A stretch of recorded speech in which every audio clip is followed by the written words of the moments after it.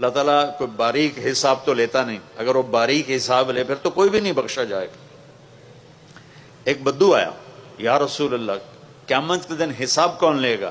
آپ نے کہا اللہ۔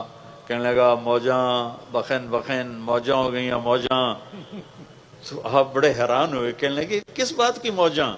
کَإِنَّ الْكَرِيمَ إِذَا قَدَرَ عَفَا، سخی بادشاہ پکڑ بھی لے تو پھر سخاوت کی وجہ سے چھوڑ دیتا ہے۔